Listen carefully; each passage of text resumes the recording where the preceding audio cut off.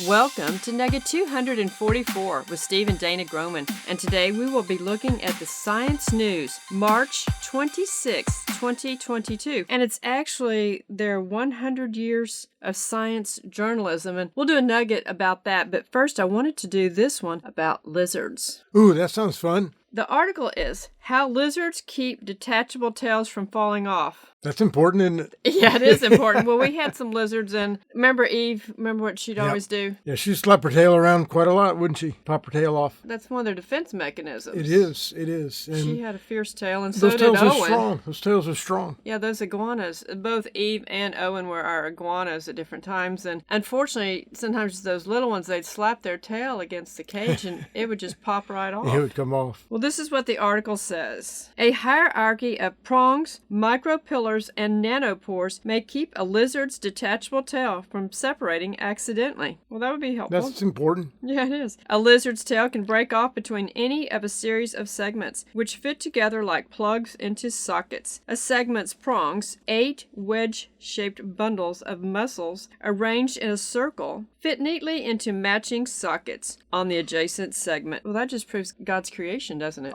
To me, it does. People, sometimes they don't like that. Well, you just always call on God. Well, they call on it. It just happened all its own. Right. They call on evolution and chance. Right. I think it makes a lot more sense to call on God, don't you? Yeah, it does. Each prong is covered in a forest of protrusions or micropillars that resemble tiny mushrooms. Hey, yay for mushrooms! Another plug for Bonnie and my mushroom pictures. You mean that ridiculous hike? They weren't ridiculous, and we had a lot of fun. Y'all did. Y'all did do that. Yes, we did.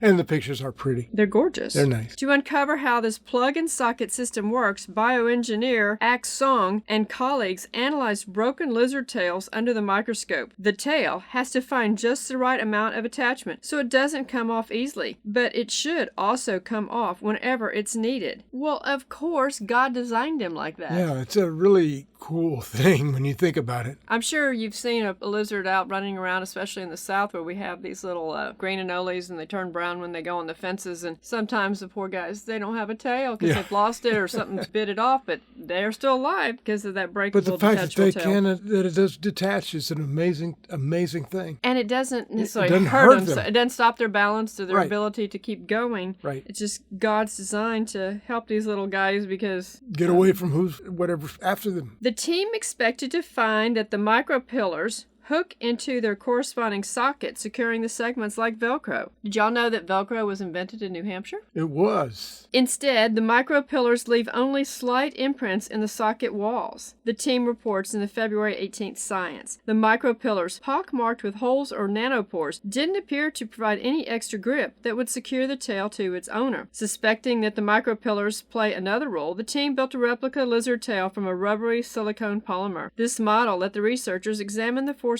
at work during a tail amputation. That sounds awful, doesn't it?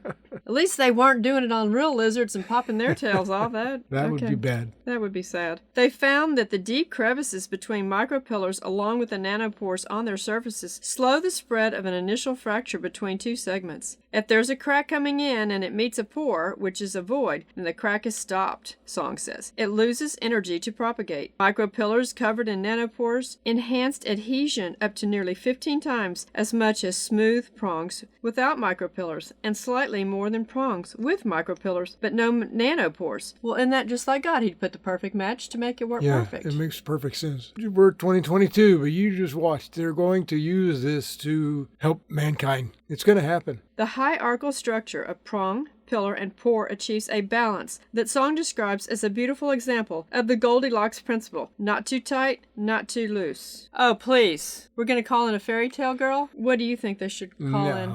They should call in God, but they're not going to. No, the sentence should read, Song describes this as a beautiful example of God. A perfect creation from a perfect creator. This just proves it depends on your worldview and how you look at things. And in one of the nuggets coming up, we're going to look through a lot of these magazines that we've recently gotten and see how they are so biased, yet they put themselves on a plane of being neutral. And it's just nutty. And this is a beautiful example. We must see God in all of creation. All right. Well, thank you.